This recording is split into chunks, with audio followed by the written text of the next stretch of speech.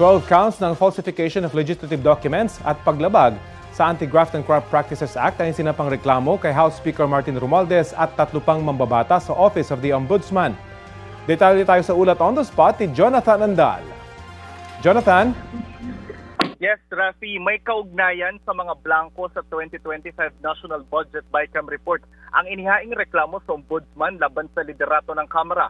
Pinakakasuhan sa Ombudsman sina House Speaker Martin Romualdez, Majority Leader Manix Dalipe, dating House Appropriations Committee Chair Congressman Zaldico at ngayong Acting Chair Congresswoman Stella Quimbo, pati na ang ilang staff o technical working group na di umano nagpunan nung mga blanco doon sa BICAM report. Ang mga tumayong complainant sa reklamo, sina Congressman Pantaleon Alvarez ng Davao del Norte, Attorney Jimmy Bondoc, pati sina Diego Magpantay at Attorney Ferdinand Topacio ng grupong Citizens Crime Watch at si retired Brigadier General Virgilio Garcia.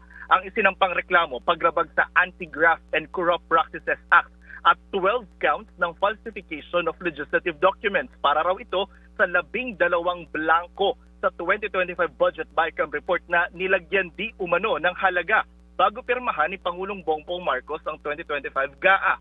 241 billion pesos daw ang kabuang halaga ng mga blanco na nilagyan ng amount.